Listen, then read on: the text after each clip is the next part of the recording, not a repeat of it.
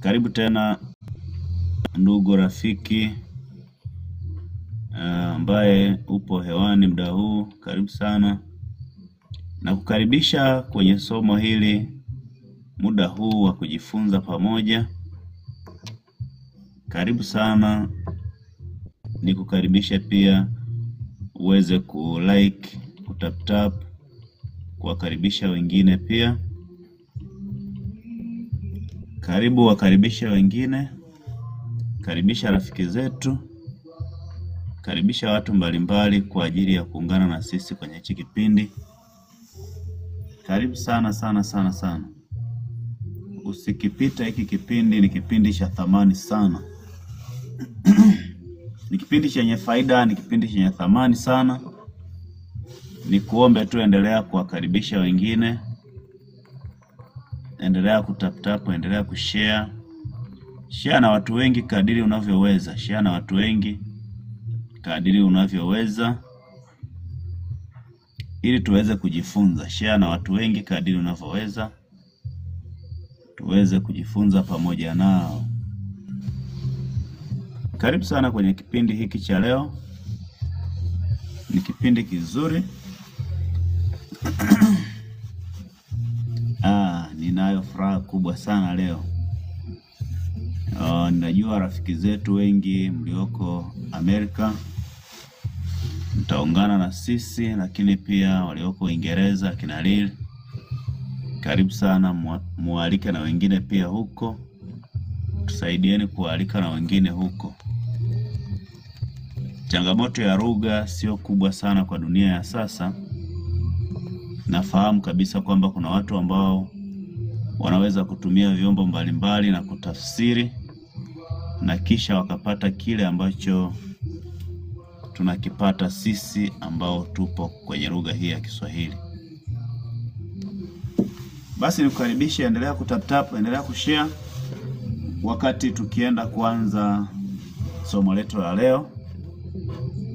Endelea kutap, endelea kushare, lakini pia unaweza kutuma request. Tuma request hapo, nitakupandisha. Tuma request, nitakupandisha. Lakini ukipanda hewani na kuomba unyamaze. Ukipanda tu hewani unyamaze. Utapata nafasi ya kuuliza swali, kuchangia, kujibu baadaye mwishoni mwa kipindi. Lakini wakati huu ukipanda tu hewani unyamaze, uendelee kusikiliza somo linaloendelea. Karibu sana.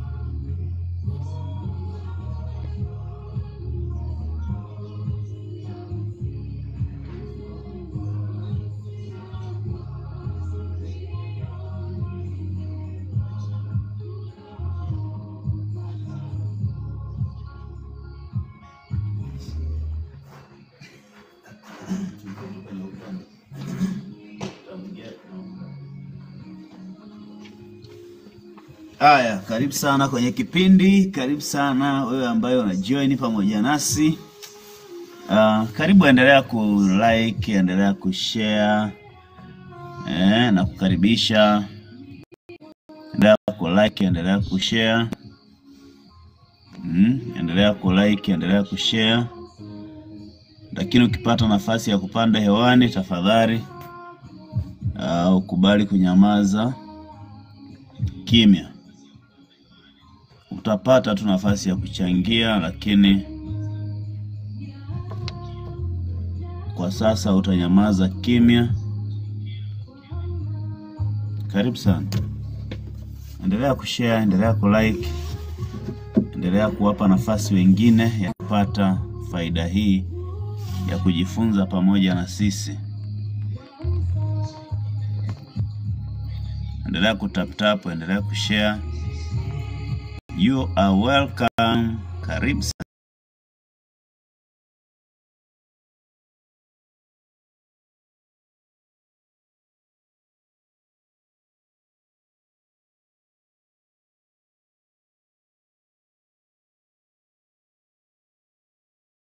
sana. Join. Karibu sana. Ungana na sisi kwenye kipindi hiki. Zaidi sana sisi ni huduma ya neno la Mungu na maombi. Ni huduma ya neno la Mungu na maombi. Tuko Moshono, Arusha, Tanzania. Lakini sio neno la Mungu tu, pia tuna life inspiration kwa habari ya vijana na utafutaji, vijana na uchumi. Lakini tunajifunza pia sana kwa habari ya siri ya mafanikio katika maisha ya kijana. Siri ya mafanikio katika maisha ya kijana. Vijana wengi wameshindwa kufanikiwa, sio kwamba mafanikio hayapo, ila wao ndio wamejitenga na mafanikio. Na tukizungumzia mafanikio, watu wengi wanatafuta vitu ambavyo sio mafanikio. Wanatafuta matokeo ya mafanikio. Sijui kama nikisema hivi utanielewa. Watu wengi wakimwona mtu amenunua gari, wanajua amefanikiwa. Kumbe yale ni matokeo ya mafanikio. Ama mtu ana afya njema, yale ni matokeo ya mafanikio. Mafanikio ni ndani ya mtu. Mtu mwenyewe umeumbwa kama chemichemi ya uzima. Chemichemi za uzima, chemichemi za mafanikio zinatoka ndani ya mtu. Kwa hiyo ndani yako kuna chemichemi za mafanikio. Sasa zile chemichemi za mafanikio zikikauka, huku nje hakutakuwa na matokeo ya mafanikio. Kwa mfano, kijana ambaye anaishi pasipo malengo, unaweza kumlaumu lakini hastahili lawama. Kuna kijana ambaye leo hii amekosa uaminifu kabisa ofisini. Anafanya kazi ya udokozi tu. Ukimpa kazi ni mwizi, ukimpa kazi sio mwaminifu. Huyu kijana tatizo sio yeye, tatizo ndani yake, chemichemi za uzima zile, chemichemi za ushindi zimekufa, zimekauka. Kwa hiyo huku nje kinachotoa matokeo ni ukosefu wa ushindi uliopo ndani. Kwa hiyo hayo mambo yote utajifunza ukiungana na sisi kwenye vipindi vyetu, ama ukifuatilia vipindi vilivyopo online. Utapata mambo mengi, na endelea kushikamana na sisi. Hautatoka kama ulivyo, na kuhakikishia lazima utapata kitu kipya. Lazima utapata faida. Hivi vipindi tulivyo navyo ni vya faida, kwa sababu hata sisi tunajifunza pia. Kwa hiyo ninapoendelea kuongea hivi, na kuomba uendelee kutap, endelea kushare. Gusa basi hiyo screen yako. Gusa hiyo screen yako ili watu wengi zaidi waungane na sisi. Tap na kushare, Tunatamani tujifunze na watu wengi, tusio wachoyo. Tutakuwa na muda mfupi tu hapa, muda si mrefu naungana na mtumishi wa Mungu Charles. Tutakuwa na kipindi kizuri, bado kipindi hakijaanza.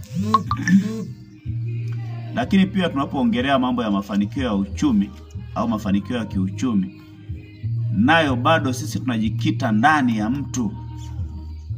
Hatujikiti na mafanikio ya uchumi nje ya mtu.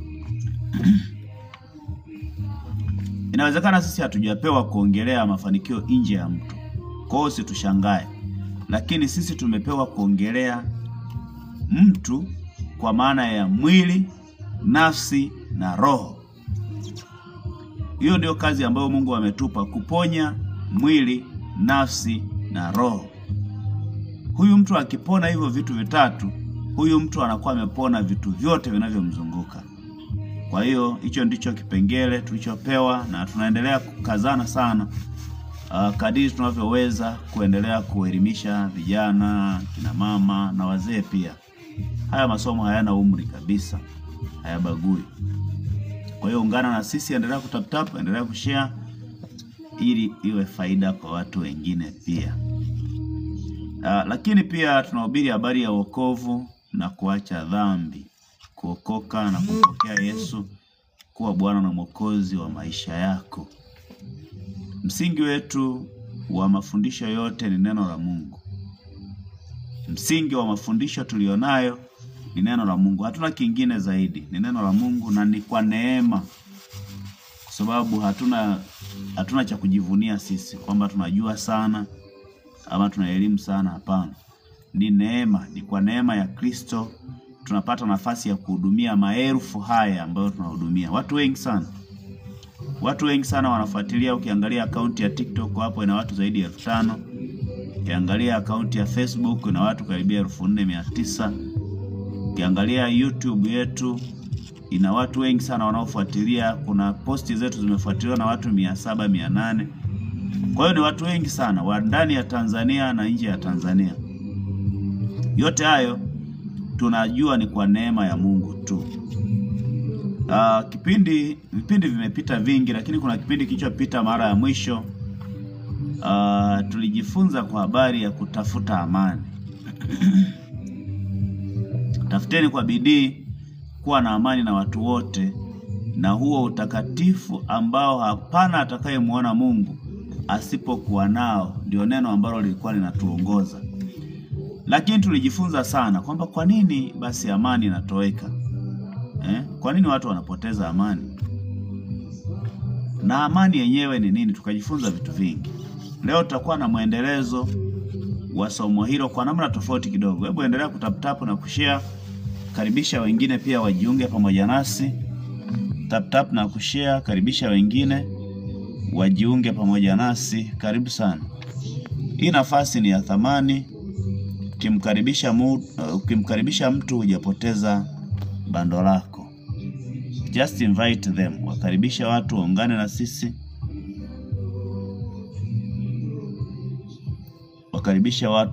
sisi. Halafu uendelee kutap na kushare ili basi somo hili liwe faida kwa watu wengi zaidi. Lakini wewe mwenye gift basi tuma zawadi. Unaruhusiwa kutuma zawadi. Tuma gift mbalimbali kwa ajili ya kuboost basi hii account yetu iweze kuendelea. Lakini pia niseme, mara nyingi hatujahubiri kwa habari ya watu kutoa sadaka. Ikiwa unaguswa, pia una nafasi ya kutoa sadaka yako kama bando, kama vocha, kwa ajili ya kuendelea kukifanya kipindi kiwe hewani. Ukiguswa kwa namna yoyote ile, wewe support tu. Unaruhusiwa kusupport kwa njia ya maswali, kwa njia yoyote ile. Sisi tuko wazi sana, ni watu ambao tuko wazi sana. Tunakubali kujifunza kutoka kwa wengine, ili mradi usitume matusi. Kwa hiyo tuma fedha, tuma zawadi za njia ya TikTok, tuma zawadi yoyote kwa njia ya mtandao, tuma mchango wa mawazo yako. Tunakukaribisha pia. Basi muda huu tutaenda kujifunza kwa habari ya tunda mojawapo la Roho. Mojawapo ya tunda la Roho ni upendo. Na eneo hili anakuja kuzungumza mtumishi wa Mungu Chazi, lakini nataka nilianze tu. Kwambie, ukiona matatizo yanatokea mengi kwenye jamii yetu, sauti yangu haiko vizuri sana, usishangae. Ukiona matatizo mengi sana yanatokea kwenye jamii yetu, ni kwa sababu watu wamepoteza upendo. Ili mtu aweze kumfanyia ubaya mwingine, ni kwa sababu hana upendo. Ukisikia mtu ametekwa, ameuawa, ameumizwa, ama kiongozi amekuwa mbinafsi, ni kwa sababu hana upendo. Biblia inasema upendo haujivuni. Upendo hautafuti mambo yake wenyewe. Tutasoma hilo andiko katika kitabu cha Wakorinto wa kwanza ule mlango wa 13. Tutasoma ile sura ya 13 mistari mingi kidogo, tukiongozwa na mtumishi wa Mungu Charles Sylvester Samba. Lakini nataka nikuambie katika utangulizi huu, ukisikia kiongozi ni fisadi, ujue hana upendo ndani yake. Ukisikia kiongozi hasikilizi watu wanaowaongoza, hana upendo ndani yake. Hakuna namna ya kumung'unya maneno, hana upendo. Ukisikia mtu amepewa ofisi alafu anakuwa mwizi wa mali za umma, hana upendo. Ukisikia mtu anagombana na wenzake, hana upendo. Ukiona tu mtu ni mchoyo, hana upendo. Kwa hiyo, kwa nini mahali panakosekana amani? Ni kwa sababu watu hawana upendo. Amani ni tunda la Roho, lakini amani ni tunda la haki, lakini amani pia ni tunda ambalo linatokana na upendo. Mahali penye upendo watu watakuwa na amani. Hawezi kumtenda mtu ubaya.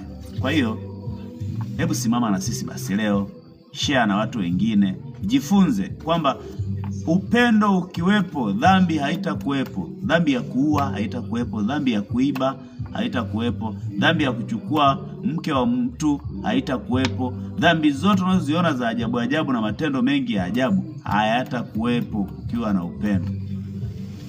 Haleluya.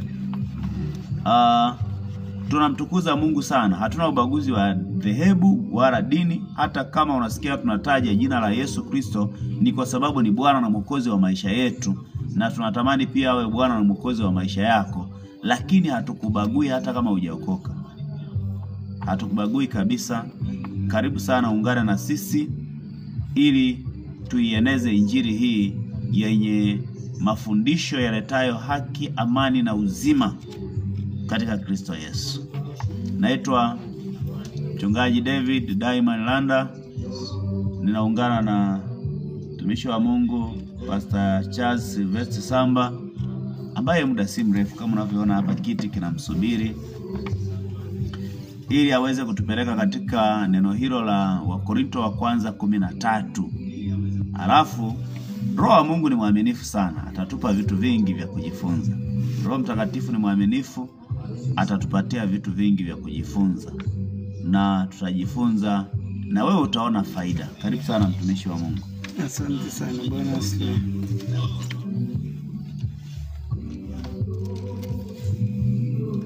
Amen. Tumshukuru Mungu kwa dakika chache. Amen. Bwana Yesu, asante kwa sababu wewe ni Bwana wote wenye mwili. Wewe umesema hakuna jambo ambalo mfalme linalokushinda wewe. Asante kwa sababu ya ndugu zetu kwa njia ya mtandao. Asante kwa ajili ya mahali hapa tulipoketi Bwana, kwa sababu wewe ni Mungu ambaye umesema katika neno ya kwamba ajaye kwako utamtupa nje kavu. Nami Bwana ninashuka mbele zako na ninanyenyekea katika kiti chako cha rehema, nikiomba toba, nikiomba masamaha hata pale ambapo mimi Mwokozi nimekutenda dhambi, nimefanya mabaya, nimefanya uovu. Ninaomba neema yako Bwana ishuke katikati yetu. Takasa kinywa changu, takasa ufahamu wangu, takasa utashi wangu, takasa hata utashi wa msikilizaji, takasa ufahamu wake, takasa hisia zake katika jina la Yesu Kristo wa Nazareti. Ninajua kwamba ufahamu wa mtu ukifunguliwa Bwana, ninajua atatembea sawa sawa na kusudi lako, atatembea sawa sawa na mpango wako katika jina la Yesu Kristo mfalme. Ninamuomba Roho Mtakatifu aliye kiongozi wetu na mwalimu wetu akatufundishe usiku huu na jioni ya leo juu ya upendo wa kweli ulivyo na namna ya kutembea katika upendo wa kweli. Katika jina la Yesu Kristo mfalme. Asante Bwana kwa sababu utakuwa pamoja nasi, utakuwa pamoja na msikilizaji. Ninatisha kila ufahamu wa kila mmoja, ninatisha kila sauti mfalme zitakazokusikia, zitakazoendelea kukusikiliza neno lako, zikakutii wewe na kukusikiliza wewe katika jina la Yesu Kristo mfalme. Ninakuomba utukufu, heshima, adama vyote Bwana vikurudie katika kiti chako cha rehema katika jina la Yesu Kristo. Amen. Bwana asifiwe mtumishi. Amen, amen mtumishi. Nimefurahi tena usiku wa leo kuwa pamoja na wewe kwenye kipindi hiki cha neno la uzima. Amen. Na nataka niseme kitu kimoja kabla hatujaanza, kufanywa hodari pamoja na neno la Kristo. Amen. Yani tuna kipengele kinachosema kufanywa hodari pamoja na neno la Kristo. Kipengele cha kutembea katika mtembeo wa kumuishi Kristo. Bwana atusaidie sana. Amen. Na upendo, Biblia inapozungumzia upendo ina maana kubwa. Watu wanafikiri upendo ni kila saa tukuletee soda hapo. Upendo hauko hivyo. Tutauona mtazamo wa upendo kwa namna ya ajabu. Na ndio maana upendo wa wengi umepoa, kwa sababu watu walitazamia vitu kutoka kwa watu. Kwa mtu anategemea basi, kwa sababu nimekuwa karibu na mtumishi Chazi, basi mimi angekuwa ananiletea mikate. Ile mikate isipokuwepo, basi upendo unapotea. Na huyu mtu anapoteza upendo, sio kwa sababu nyingine, kwa sababu ya vitu. Kwa hiyo akikosa vile vitu, maana yake upendo umefanyaje? Umepoa. Lakini kumbe sio tafsiri ya upendo. Sio tafsiri ya upendo. Tutajifunza kitu cha ajabu sana leo, na Roho Mtakatifu najua atatufundisha, atatupa mafunuo makubwa. Wakorintho wa kwanza 13 na mstari wa kwanza. Hii ni kali na ni sindano. Na sisi Bwana atusaidie, maana hata sisi wenyewe natutandika. Najua ndio raha ya neno la Mungu. Neno la Mungu huwa haliko, hata sisi tunaozungumza kuna namna linatutengeneza kwa namna ya ajabu. Lakini mtu akiona anaweza akasema, mbona wanasema hata sisi tunaosema tunajengwa na msingi wa ile neno. Kuna mahali na sisi tunatengenezwa. Kuna mahali na sisi tunafunguliwa. Bwana atusaidie sana.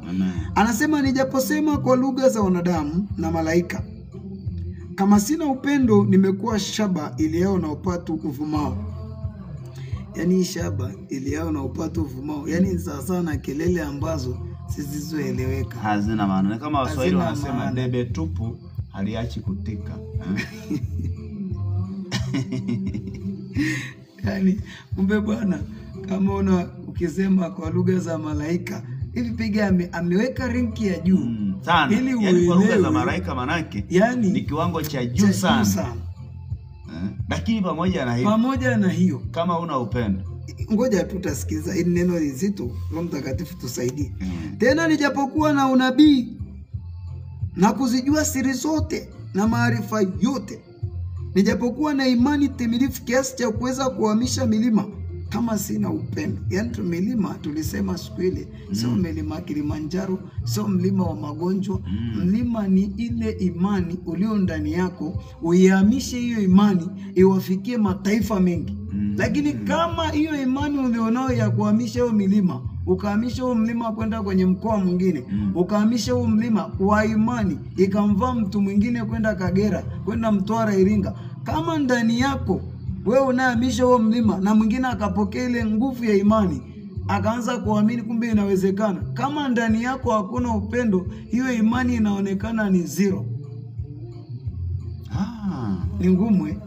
Basi kuna watu wengi wana miujiza lakini hawana upendo. Kwa hiyo ni bure. Mbele za Mungu ni bure. Ni bure. Umeona ilivyo ngumu yeye. Akasema, tena nikitoa mali zangu zote kuwalisha maskini, tena nikijitoa mwili wangu niungue moto, kama sina upendo hainifaidi kitu. Kuna watu wanaenda kuokoa mahali pameleta jahazi, pameleta hatari, kumbe kama ndani yao wana upendo, wameingia tu ili waonekane na watu, ni bure. Yani upendo kumbe ni zaidi ya kujitoa uhai. Ni zaidi ya kujitoa uhai. Yani kwamba nikiungua kwa ajili yako, kama sina upendo, ni bure. Maana yake sasa ndio nimeungua kwa sababu gani? Tutasoma maandiko hapo utashangaa. Ndio nimeungua kumbe sio upendo. Upendo una nguvu. Umeungua lakini ukuwa unafanya katika upendo. Umemsaidia mtu lakini haukumsaidia katika upendo. Ni bure kumbe. Hata ukitoa mali zako zote kuwalisha maskini, kama ndani hakukuwa na nguvu na msukumo wa upendo wa kiungu, ni umetoa bure. Hamna kitu, umepoteza muda. Bwana tuna kazi. Kazi ipo kubwa sana. Bwana atusaidie sana. Upendo ni package ambayo haipo kwenye vitu na haipo kwenye sifa za nje. Moyoni inatakiwa itoke. Mstari wa 4, upendo uvumilia, ufadhili, upendo wa uhusudu, upendo wa utakabari, haujivuni. Kumbe mtumishi, nikitenda jambo na nikafanya mambo mazuri sana, nikawahudumia watu, nikawasaidia, alafu nikaenda kusema bila mimi, hawa singetoboa. Ndio maana kuna sana kuambia nikifanya jambo ingelikuwa ni mimi ningeumia, sio mimi. Ile kazi ilikuwa ya kwangu. Ile kazi ilikuwa ni ya mhusika aliyeniagiza mimi nikafanya. Kwa hiyo ukifanya kwa sababu ya Mungu haikupi shida, kwa sababu umefanya kwa upendo. Wala wewe hauumii. Ukiona unaumia, ujue ilikuwa ni mpango wa Mungu. Ulienda wewe ili uonekane. Kwa hiyo ni bure kwako. Anasema haukosi kuwa na adabu. Hautafuti mambo yake, upendo. Una tabia utafuteki mambo yake. Kumbe bwana, kuna siku moja uliniambia kuna jambo mimi ninataka kuacha kufanya lakini ninashindwa. Sio wewe. Tabia ya upendo hiyo haitaki mambo yake yenyewe. Inatafuta mambo ya wengine. Sio sifa. Upendo una tabia hiyo. Kwa hiyo ukimwona upendo mtu unaona anataka mtu fulani asiingie kwenye changamoto, ile sio sifa. Ni upendo unatafuta mambo ya wengine ili yawe sawa sawa. Bwana Yesu atusaidie sana. Ukiona wewe ni binafsi, ujue una upendo wewe. Ukiona unajirundikia sio ya upendo. Bwana atusaidie sana. Upendo una tabia ya kutafuta mambo ya wengine. Alafu upendo hauoni uchungu. Ukiona kuna uchungu mahali, hakuna upendo hapo. Ukiona unahesabu mabaya, hakuna upendo hapo. Upendo haunaga muda wa kuhesabu ubaya. Kwani mtumishi, mtu akisema yani, ndio maana nikasema kuna watu huwa wanatuambia yani Chale bwana hafai kabisa, anipendi. Nikishaanza hivyo nitamuita tu nimwambie kumbe ulikuwa unipendi. Ulikuwa unanipenda kwa sababu ya chakula. Nimekugundua chakula kimekoma, ndio maana sasa nimegundua. Na namuomba Mungu, ukitaka kujua watu wakoje, pitia changamoto. Upelekwe shule ya kiroho. Utajua upendo. Ukipelekwa shule walikuwa na upendo. Ukipelekwa shule ya kiroho, utagundua hapa nilikuwa naingia chaka. Nilikuwa na watu wa mkate tu. Hata Yesu alipokuwa mkutano wake wa kwanza, alipowaita watu, walipoona hakuna mkate tena, uliona walikasirika. Na wengine waliondoka kabisa. Walienda kwa ajili ya miujiza.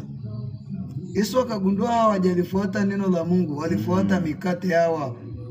Bwana atusaidie sana. Kuna aina za marafiki ulionao hawakupendi kwa sababu una siku ukiishiwa ndio utajua. Utaona wazungu wa Ulaya.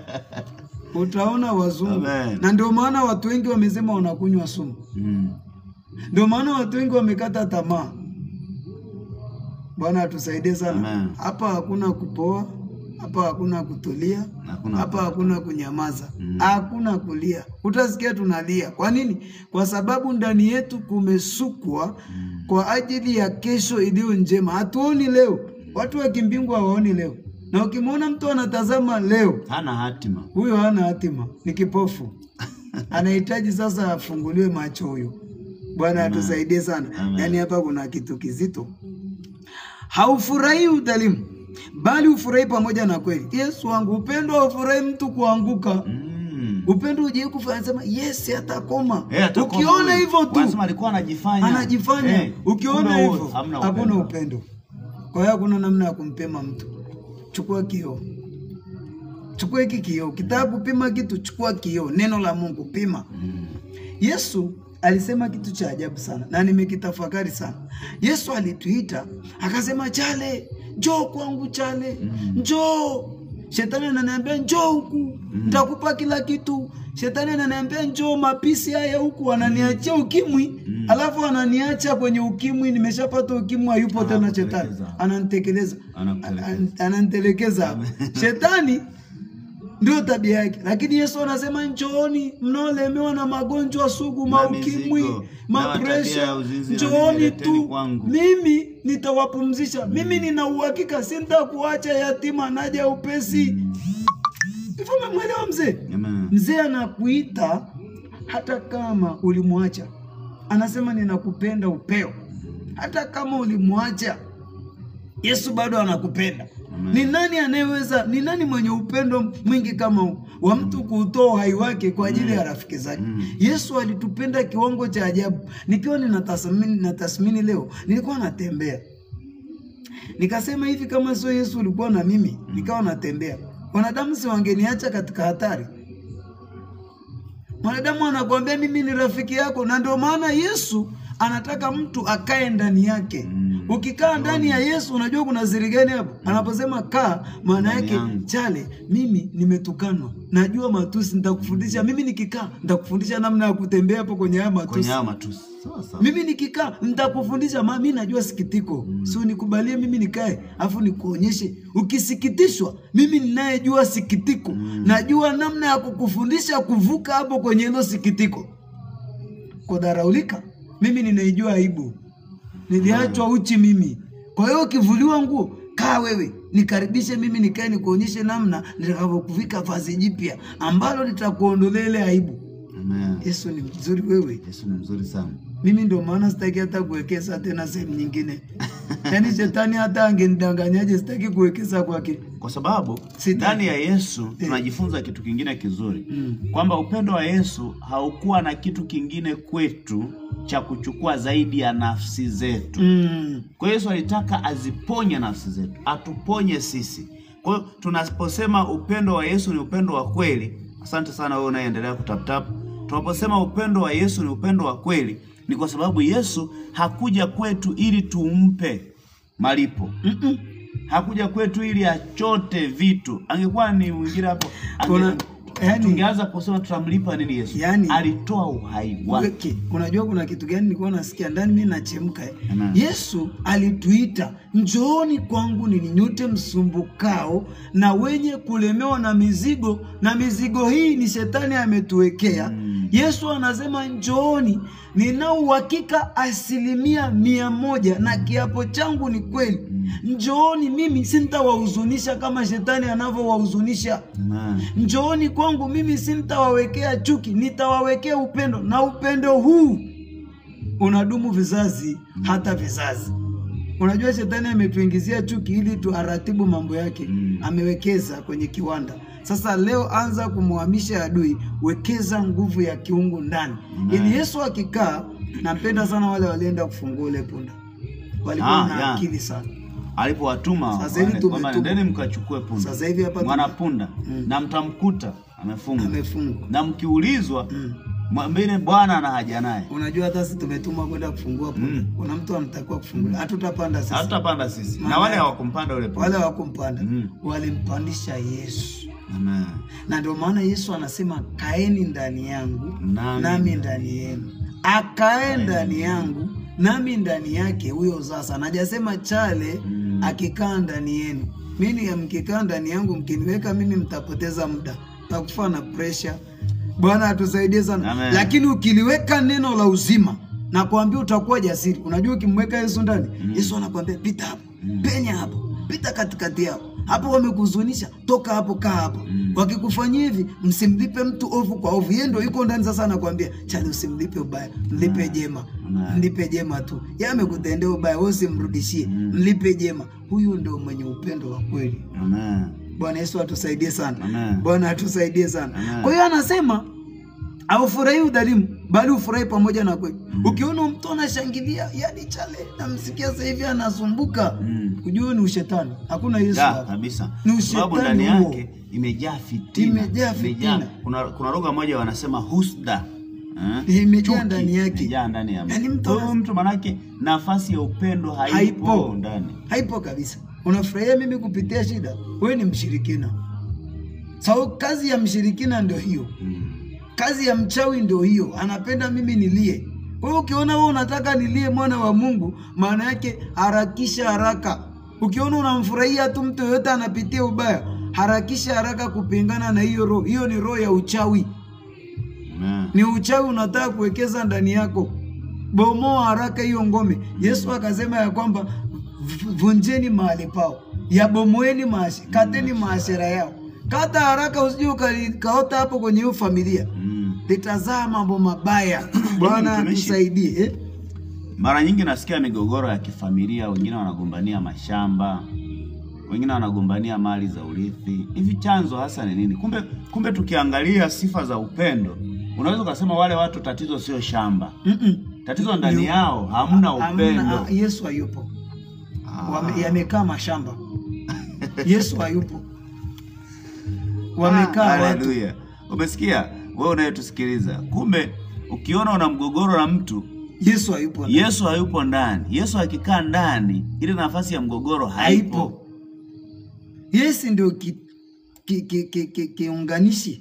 Biblia inasema hivi, upendo hautafuti mambo yake wenyewe. Unaona? Kwa hiyo ukianza kugombania mali, kumbe wewe unatafuta mambo yako. Unatafuta mambo yako wenyewe. Tabia ya upendo hamna. Haina hiyo. Kwa hiyo upendo ungekaa ndani, hiyo tabia isingekuwepo. Anasema huvumilia yote, huamini yote, hutumaini yote, hustahimili yote. Upendo. Hata ukitukana.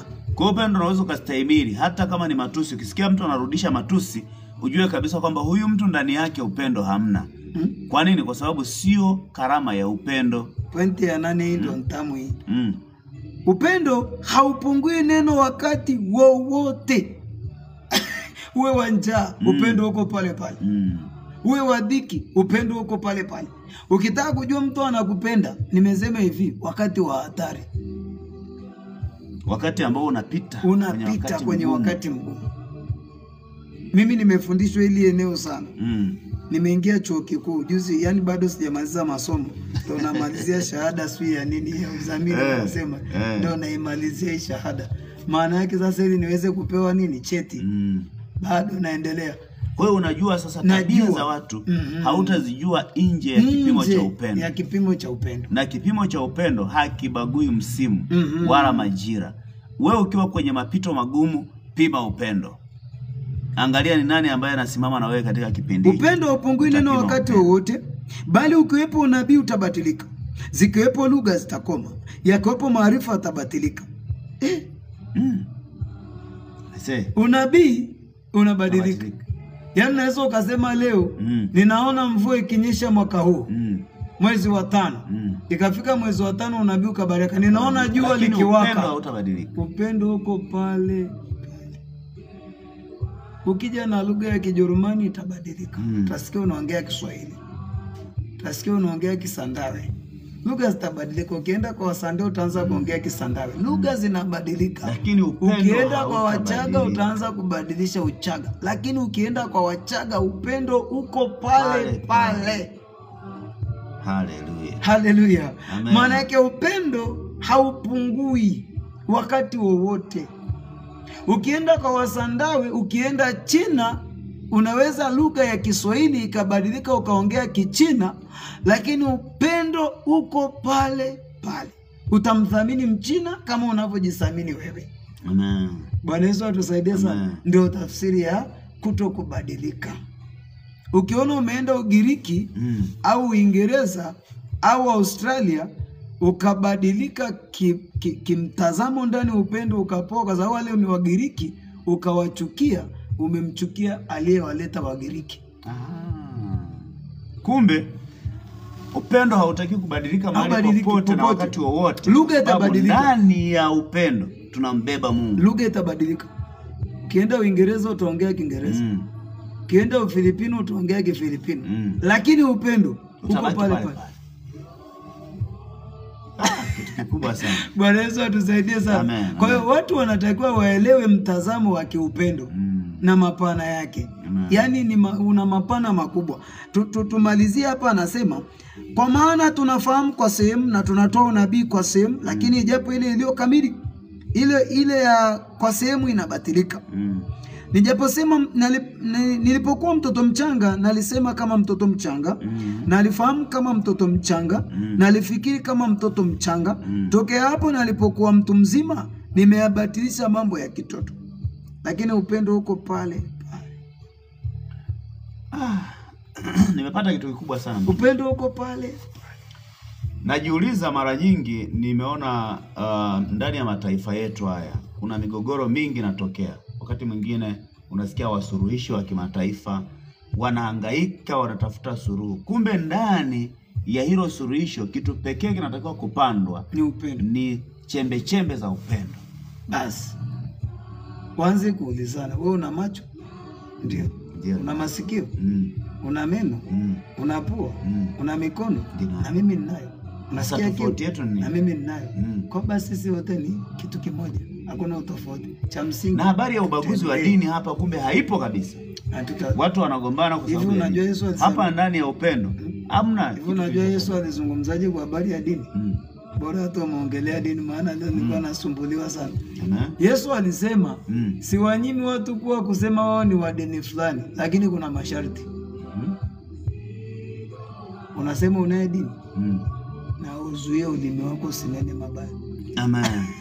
Kumbe kuwa na dini ni kuchunga tabia na mienendo mibaya, ukianzia kwenye ulimi, kwenye maneno ya kinywa. Kile kikundi cha dini au ile taasisi ya dini inatakiwa ilinde ulimi wake usinene mabaya. Alafu dini iliyo safi na isiyo nataka mbele za Mungu, ile inayotazama yatima na wajane na kujilinda na dunia pasipo mawaa. Kwa hiyo kikundi chako tutakachokiangalia, je, inasaidia yatima? Je, inajali wajane? Inajali, inajizuia, inajilinda na dunia, inajilinda na matabia ya dunia. Tukiona unasaidia yatima na ujilinde na dunia, dini ya mtu huyo ni sifuri. Maana yake Yesu hakuleta dini. Yesu alileta utaratibu. Kuna kanuni, zingatieni hizi kanuni hapa. Unaye dini sawa, lakini dini yako ina upendo. Kama ina upendo, imekuwa shaba na uvumo na upatu uvumao. Maana yake dini ya mtu huyo ni sifuri. Haleluya. Bwana atusaidie hapa. Karibu sana. Endelea kushare, endelea kutap na kulike pia. 11. Nilipokuwa mtoto mchanga nalisema kama mtoto mchanga. Nalifahamu kama mtoto mchanga. Nalifikiri kama mtoto mchanga. Tokea hapo nalipokuwa mtu mzima, nimeyabatilisha mambo ya kitoto. Maana wakati wa sasa tunaona kwa kioo kwa jinsi ya fumbo, wakati ule tutaona uso kwa uso. Wakati wa sasa nafahamu kwa sehemu, wakati ule nitajua sana katika mimi nami kama mimi nami ninavyojiliwa sana. Basi sasa inadumu imani, tumaini, upendo. Haya matatu, na katika hayo lililo kuu ni upendo. Haleluya. Nguzo kubwa ni upendo. Kumbe nalipokuwa mtoto mchanga nalisema kama mchanga. Lakini katika mambo yote haya, katika kuwa mtoto mchanga, katika kuwa mtu mzima, bado kanuni ya upendo iko pale pale. Kwa usiseme eti nilikuwa nampenda mamdogo nikiwa kijana. Nilikuwa nampenda shangazi nikiwaga kipindi cha nyuma nikiwa mtoto. Nikiwa nasoma la sita nilikuwa nampenda, lakini nilipokuwa mtu mzima limebadilika. Huo ni usanii. Huo sio upendo. Huo sio upendo, ni usanii. Bwana Yesu atusaidie sana. Amen. Kwa hiyo kuna siri katika upendo. Kufanywa hodari pamoja na neno la Kristo, kipengele cha nguvu iliyo katika upendo. Nashukuru sana mtumishi wa Mungu, amedadavua vizuri na anaendelea kudadavua vizuri. Mimi najifunza sasa hapo. Nikienda kwenye maandiko utaona kwamba Mungu amesisitiza sana tuwe na upendo. Anasema kama nilivyowapenda ninyi, nanyi pendaneni vivyo hivyo. Kumbe kama Yesu Kristo alitupenda mpaka akautoa uhai wake kwa ajili yetu, na sisi tuwe tayari kujitoa kwa ajili ya wengine. Aliainisha matunda na tabia za Mungu. Aliziorodhesha pia. Akasema tabia zangu mimi ni hizi. Ukimuona mtu hapa barabarani mwenye hii, sio kwangu. Misi hicho kiwanda. Ukiona hiki kiwanda hiki kinachozalisha ngano fulani, ukaona ina chapa fulani, hii si ya kwangu.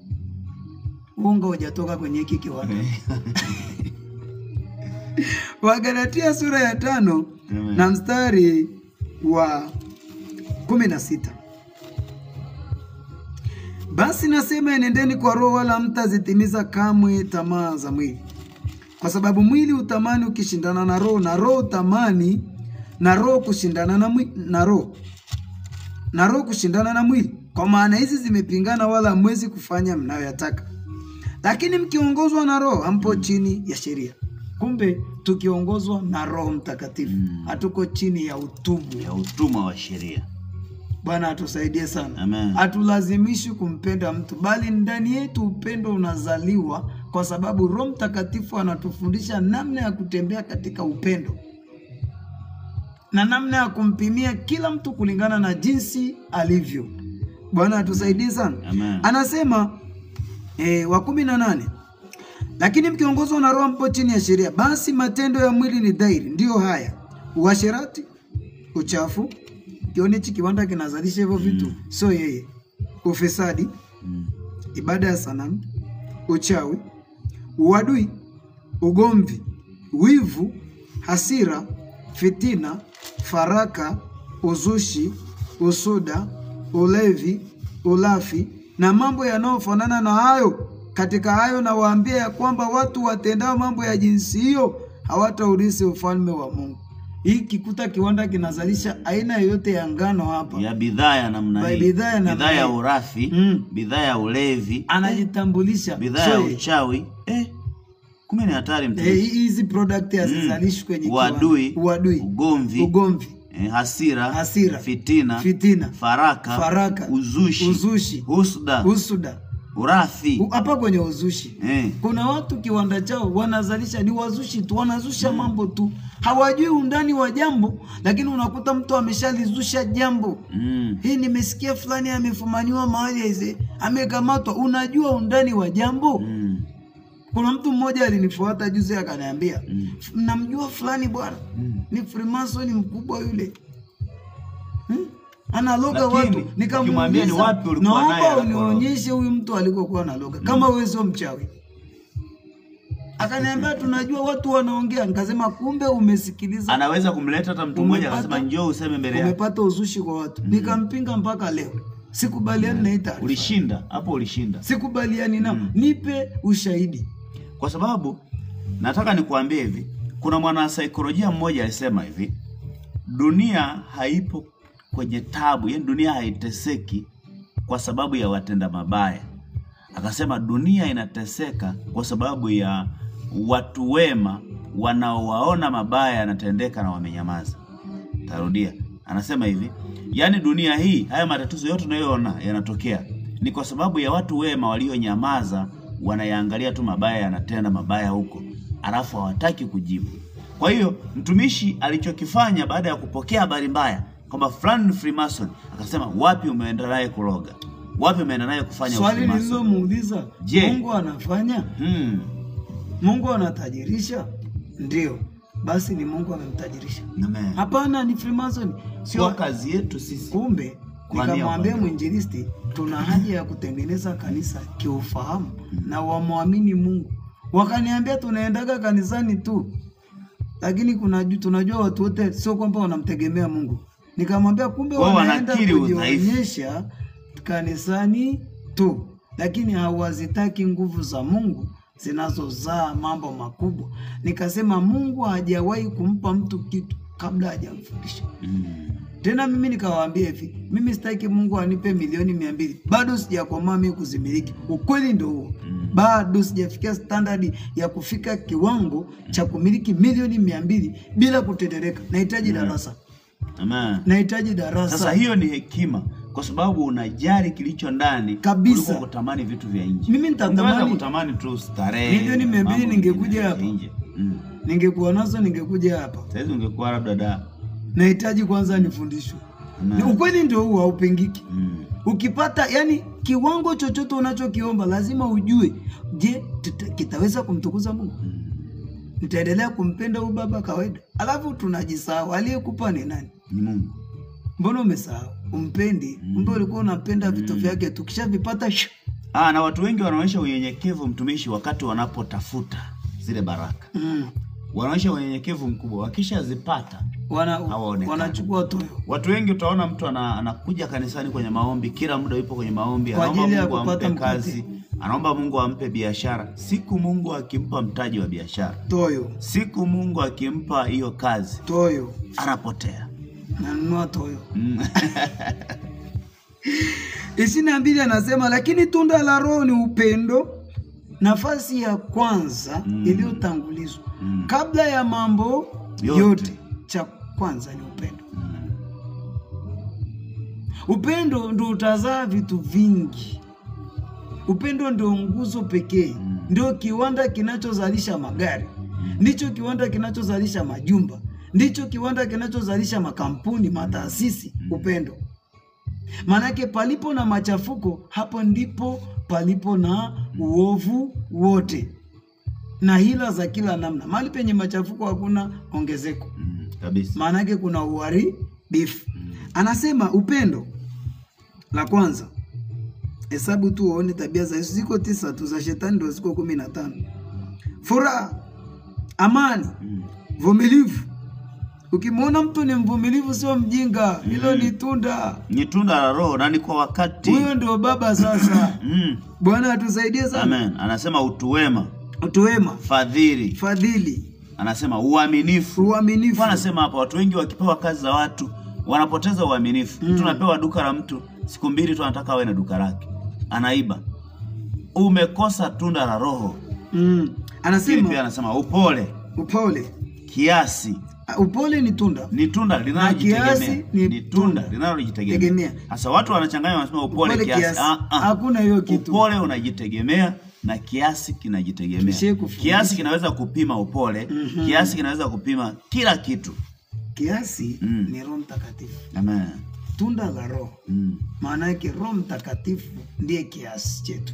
Amen. Kiasi hili ni tunda. Mungu anaweza akakupimia. Sasa huwezi kusema kiasi, wewe unaweza kujipimia kiasi. Kwa hiyo kiasi tutafsiri hivi, ulevi kiasi. Usinzi kiasi. Hapana. Siko mananielewa vizuri. Kwa lile ni tunda la Roho linalojitegemea. Anapozungumzia kiasi, maana yake ni Roho Mtakatifu ndio anayekupimia kuwa na kiasi. Hapa fanya kwa hivi, kwa kipimo hiki. Bwana atusaidie sana. Hapa fanya kwa kipimo hiki.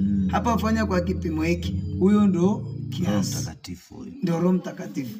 So eti upole kiasi wanaunganisha. Na kama kiasi tunampa nafasi hiyo Roho Mtakatifu, maana yake mambo mengi katika dunia yasingeweza kututesa. Kabisa. Kwa sababu leo hii unataka fedha.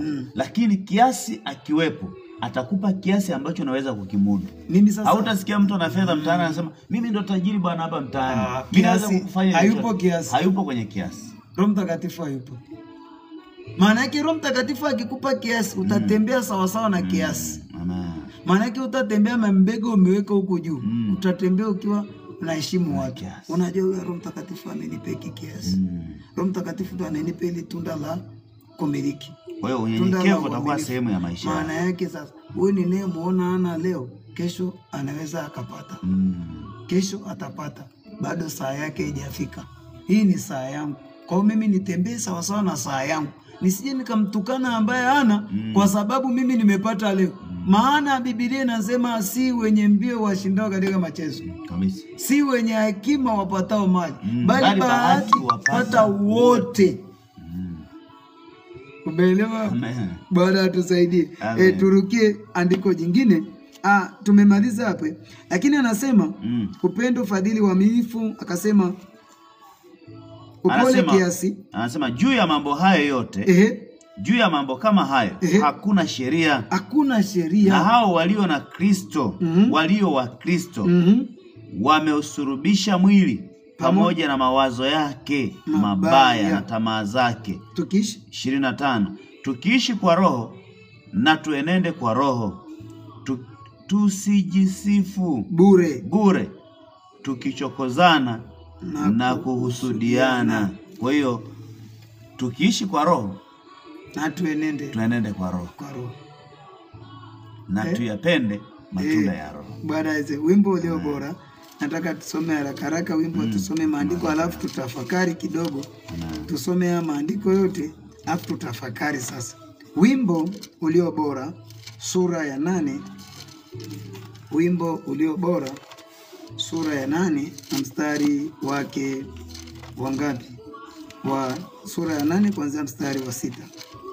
Wimbo ulio bora. Kwa maana nasemaga tujifunze Biblia mapema kabisa. Iko mbele ya mhubiri. Wimbo ulio bora sura ya 8 sura ya 8 iko mbele ya mhubiri mstari wa 6. Unajua Biblia ni kujifunza kufungua kabisa. Biblia inasema wimbo ulio bora sura ya 8 na mstari wa 6. Tuanzie hapa. Biblia inasema nitie kama muhuri moyoni mwako, kama muhuri juu ya mkono wako, kwa maana upendo una nguvu kama mauti. Unazidi hapo. Nitie kama muhuri moyoni mwako. Nitie kama muhuri moyoni mwako. Ukimtia Bwana moyoni mwako kama muhuri. Unajua muhuri ukigongwa maana yake ni jambo la kweli. Maana yake umehalalisha. Umethibitisha jambo. Anasema kama muhuri juu ya mkono wako, kwa maana upendo una nguvu kama mauti. Upendo una nguvu kama mauti. Kama mauti ilivyo na nguvu, na upendo hivyo hivyo na nguvu. Sasa hii kitu imekaaje? Kumbe upendo ni kitu kikubwa sana. Sio kama watu wanavyochukulia. Alafu pia mtumishi, kuna matumizi mabaya ya upendo sasa nimegundua. Yaani watu wengi anaweza kuelezea upendo kama kitu cha bei nafuu sana. Anataka kufanya jambo lake la uovu tu, anaweka neno upendo. Kumbe upendo ni kitu cha thamani sana. Ni kama mauti. Kama mauti maana yake ukienda kimchezo ukaingia mahali kimchezo unamezwa. Kwa maana nyingine, agano linaloambatana na upendo, agano la upendo ni agano linaloweza kubadilisha kabisa maisha ya mtu. Na wivu ni mkali kama ahera. Wivu. Kumbe roho ya wivu, ndio maana nilikuwa nasema vile vipengele nahitaji kuvishughulikia. Ni vibaya. Tutachambua kwa undani. Kumbe roho ya wivu ni mkali kama ahera. Umeona jinsi neno la Mungu linavyotuambia.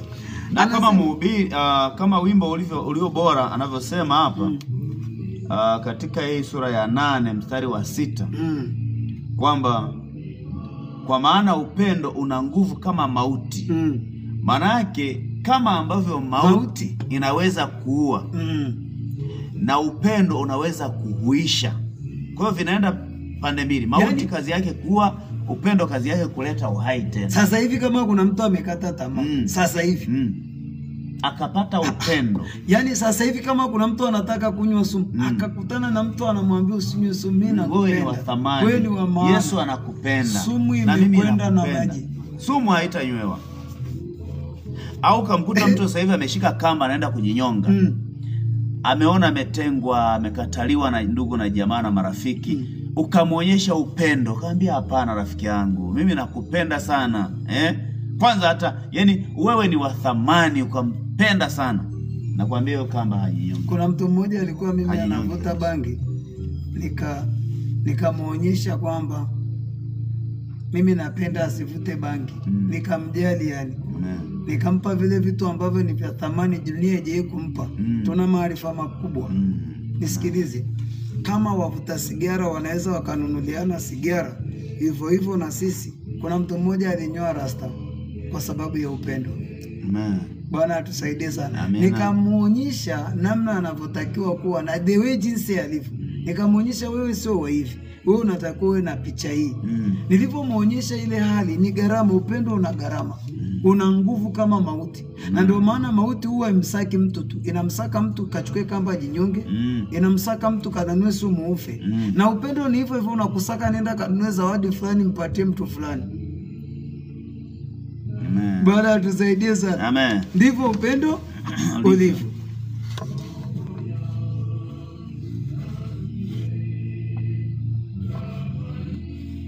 Amen. Karibu sana wewe ambaye unaendelea kujoin na sisi. Endelea kujiunga, karibu, endelea kutap na kualika sana.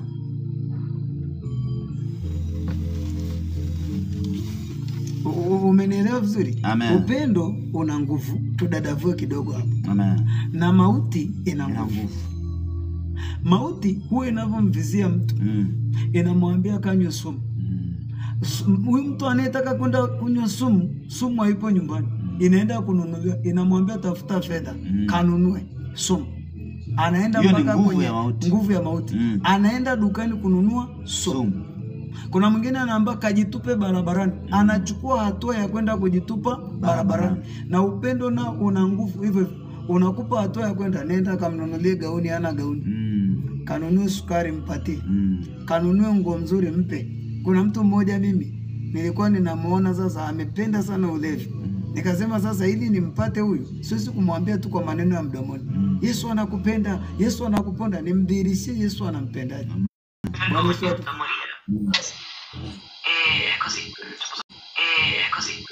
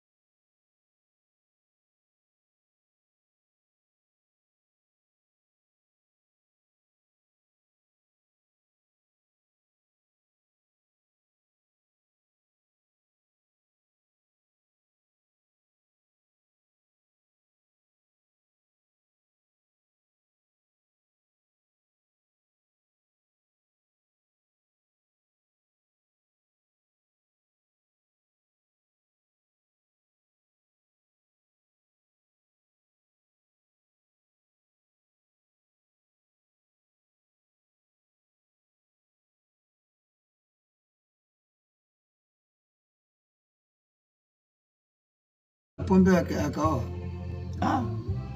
Maana hiyo ni nguvu ya upendo. Ameoa sasa ana mke na mtoto.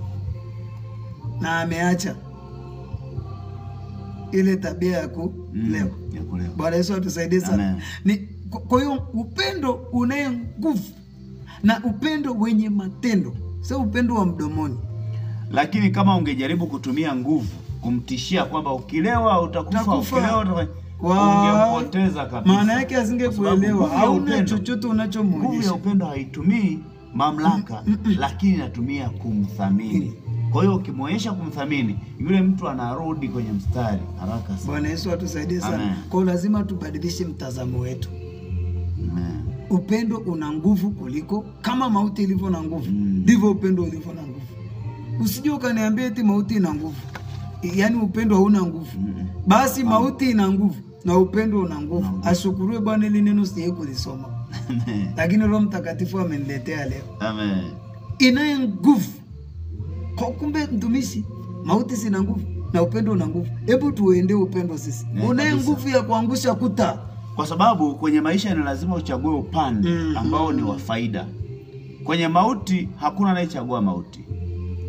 Lakini kwa matendo yako unaweza kujikuta umechagua mauti. Ila ni bora uchague upendo na sifa zake na yale matunda ya Roho Mtakatifu, ambayo matunda hayo yatakupa kushinda mauti.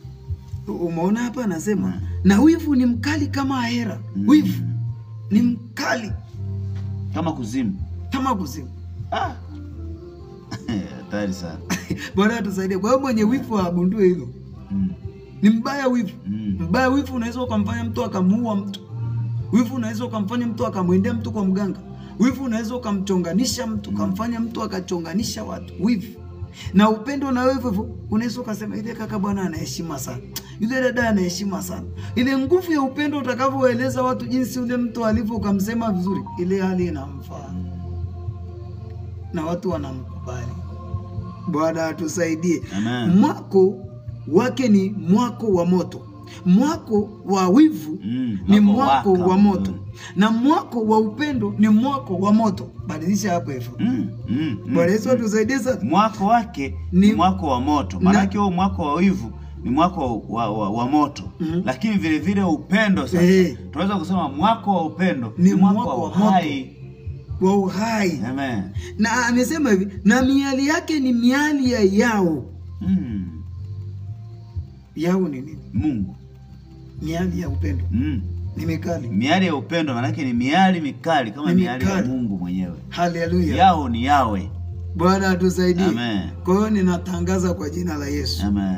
Mwali wa moto huu uwake ndani yako wa upendo. Amen. Ule mwamko wa upendo wa kuwapenda wenzako na kuwajali wenzako uanze kuwaka sasa hivi. Huyo anayetaka kunywa sumu, huyo aliyekata tamaa, ukamwonyesha upendo, sumu imeenda na maji. Amen.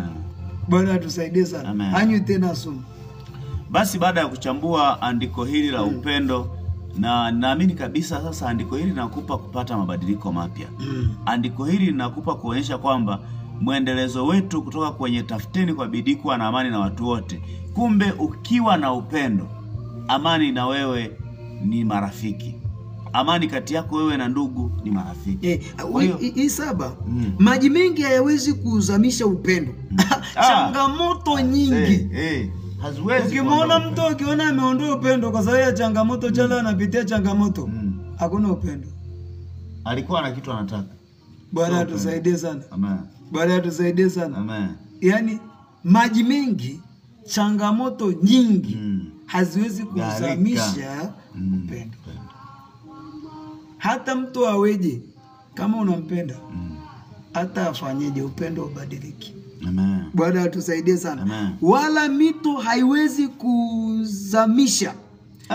Kama mtu angetoa badala ya upendo mali yote ya nyumbani mwake, angedharauliwa kabisa. Kama mtu angetoa badala ya mali upendo yote ya nyumbani mwake, yani akabadilishana na upendo, angedharauliwa kabisa. Sasa hebu jaribu wewe kufikiria. Yani unaonyesha watu kwa upendo upi? Watu wengi wanasema bwana wale nimewapa bwana chakula na wapenda. Kumbe hiyo ni vitu vya kawaida sana. Yani ukatoa vitu vyako vyote alafu badala ya upendo anatembelea toyo. Nisingekuwa mimi asingekuwa natoyo. Hamna upendo. Maana yake yani ukijitoa yote utazaraulika. Maana yake upendo ugawe kwa pesa haufai. Watu watakudharau. Watu wanachokitaka ni upendo. Upendo ukiwepo najua vyakula vikija tutakula. Lakini upendo ukiwa upo, vyakula vikija utatukimbia. Na ndio maana ukitaka kujua watu wa kweli, wakipata vitu wanachukua tu. Maana pia Biblia inatuonya pia, nasema ni heri kukaa kwenye nyumba ambayo ni yani haina vitu vizuri. Wanafananisha na magi kavu. Yani kwa maana kwamba yani ule tu vitu vya kawaida usife ni bora kuliko kukaa kwenye nyumba iliyojaa karamu. Nyumba ambayo kila siku kuna sherehe, kila siku kunaliwa vitu vizuri, lakini hamna upendo ndani. Kwa hiyo upendo ni kitu kikubwa sana. Ukitoa mali yote nyumbani mwako bado utadharauliwa. Utadharauliwa kwa nini? Kwa sababu hauna upendo. Bwana atusaidie sana. Amen. Naomba tukamalizie na mistari miwili. Kitabu cha Yeremia 31. Naomba ufungue Yeremia 31 mstari wa 3. Na mimi nifungue Ezekieli 16 mstari wa 8. Tukamalizie. Tutaendelea siku nyingine, tutachambua siku hadi siku namna tutakavyo. Tukija siku nyingine, Roho Mtakatifu akitusaidia, tutachambua ni namna gani sasa tuweze kuwekeza kwa watu, tuweze kuwavuta wale waliokuwa ni wamedharaulika kwenye jamii, wanaovuta bangi, tutawavuta kwa namna ipi? Tutawaonyeshaje upendo? Kama walikuwa wana vitu fulani, tutawapatia vile vitu. Amen. Kuwakaribisha. Kama walikuwa wametupwa, tutawakaribisha. Bwana atusaidie sana. Nisome hilo neno. Yeremia 31 mstari wa 3. Ndio. Neno la Mungu linasema, Bwana alinitokea zamani akasema, Naam. Nimekupenda kwa upendo wa milele. Nimekupenda kwa upendo wa milele. Alinitokea zamani. Akaniambia. Ndio maana nikasema mwana mpotevu alivyopotea, kama baba asingempenda alivyorudi baada ya kutapanya mali zote, asingempokea. Baba anapenda. Na ndio maana ukitaka kuamini baba anapenda, anasema, Biblia inasema kwenye Yeremia hapo, na alikupenda kwa upendo wa milele. Tarudia, anasema Bwana alinitokea zamani akasema, Naam. Nimekupenda kwa upendo wa milele. Ndio maana nimekuvuta kwa fadhili zangu. Sikiliza.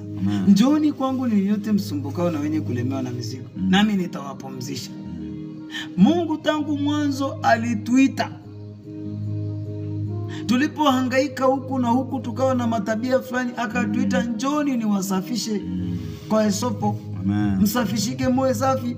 Maana yake huu upendo wa Mungu ni wa milele, na ndio maana ukimkosea bado anasema na warehemu maelfu na maelfu wale wanipendao na kujirudi.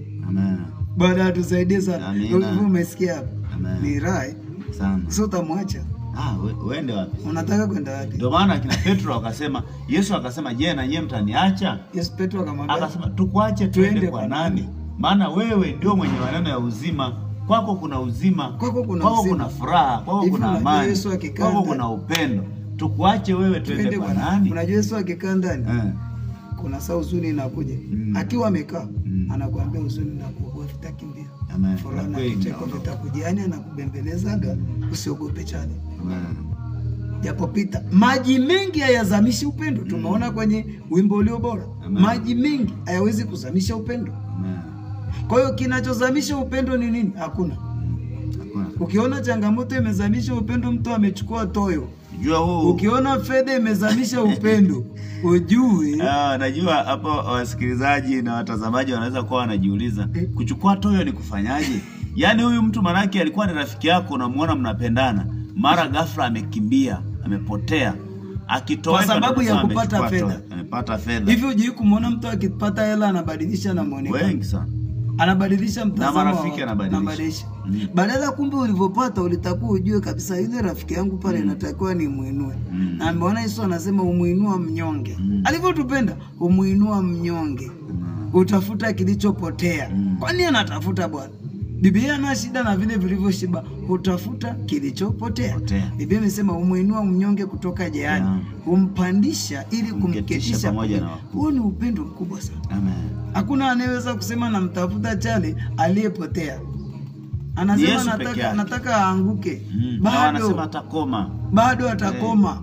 Ashukuriwe Mungu aliyeziumba mbingu na nchi. Anayenitafuta usiku na mchana. Maji mengi hayatazamisha upendo wa Mungu. Ni kitu gani kitakachokutenga na upendo wa Kristo? Biblia inasema hakuna, ni njaa. Ni dhiki. Ni uchi, ni mavazi. Hakuna. Hatuchomoki hapa. Hebu tuingie kiapo. Hebu tuingie kiapo kidogo. Amen. Hatutachomoka hapa. Hatutachomoka hapa. Katika eneo la kifalme. Katika eneo la kifalme hatutoki hapa. Tutamke. Ije mvua ije jua hatutoki. Kwa jina la Yesu Kristo wa Nazareti. Ninatamka kama mwana wa nabii. Sitoki kwenye upendo wa Kristo. Sitachomoka katika upendo wa Kristo. Sitachomoka katika kusema anaweza. Sitachomoka katika kusema anaweza kuinunua. Anaweza kunibariki. Anaweza kuniheshimisha tena katika jina la Yesu Kristo wa Nazareti. Hata ijapotetemeka nchi, hata misingi yake na maji yake atakapoinuka, na sitachomoka katika kumwamini Yesu. Abadilike katika jina la Yesu Kristo. Yesu ninakushukuru. Kaa nami Bwana. Amen. Malizie mstari, umeelewa? Tunakiri tumalizie mstari kwa sababu Ezekieli 16 ulishamaliza mstari wa 3. Nimemaliza. Ezekieli 16 na mstari wa 8 ndio unaenda kumalizia hapo. Amen. Basi nilipopita karibu nawe nikautazama, tazama wakati wako ulikuwa wakati wa upendo. Nikatandika upindo wa vazi langu juu yako, nikakufunika uchi wako. Naam, nalikuapia nikifanya agano nawe, asema Bwana Mungu, ukawa wangu. Haleluya. Amen. Ulipokuwa uchi alilipa gharama ya kumstiri yule anayempenda, ya kumstiri yule mtu ambaye nalipita. Anasema basi nalipopita karibu nawe nikakutazama. Tazama wakati wako ulikuwa wakati wa upendo. Nikatandika upindo wa vazi langu juu yako, nikakufunika uchi wako. Naam, nalikuapia nikafanya agano nawe, asema Bwana Mungu, ukawa wangu. Mungu alifanya agano na sisi. Akatuapia. Akasema hakika mtazimia. Hakika msiogope kwa sababu yao, maana niko pamoja nanyi ili niwaokoe. Bwana atusaidie sana, na Mungu aendelee kutusaidia sana tupate ufahamu wa kiungu. Ili tuweze kutembea katika mtembeo ambao Kristo akitufungua ufahamu hatutamchukia mtu. Na sisi hatutakaa tumchukie mtu. Kwa nini? Kwa sababu tunajua upendo wa Mungu kwetu sisi ni mkubwa. Amen. Karibu mtumishi. Basi ninamshukuru Mungu sana kwa muda ambao tumekuwa hewani. Tumekuwa kwenye kipindi hiki kizuri na tunafurahia uwepo wa Kristo. Tunafurahia wewe ambaye umekuwa pamoja nasi, ambaye utaendelea kushare ujumbe huu. Endelea kushare ujumbe huu na ujumbe nyingine zote tunazoziposti kwenye akaunti zetu hapa. usiwe mchoyo wa ujumbe, usiwe mchoyo wa habari njema, kwa sababu Mungu ametupenda, ametupa kujifunza. Basi naahirisha kwa maombi mafupi. Baba Mungu, nakushukuru kwa ajili ya muda huu na wakati huu. Yote uliotufundisha na yote utakayoendelea kutufundisha yakakae kwa wingi ndani yetu. Yesu Kristo umetufundisha kwa habari ya thamani ya upendo. Tumegundua Bwana na kujua kwamba kumbe kila mazuri yamekaa ndani ya upendo. Kumbe mema yote yamefichwa ndani ya upendo. Mungu wetu, usitupungukie wala usituache. Dhihirisha nguvu yako katika jina la Yesu Kristo. Amen. Amen. Basi endelea kuungana na sisi. Karibu kwa ajili ya kipindi kingine ambacho kitafuata baada ya hapa. Endelea tu kufuatilia mtiririko wa vipindi ambavyo tunaendelea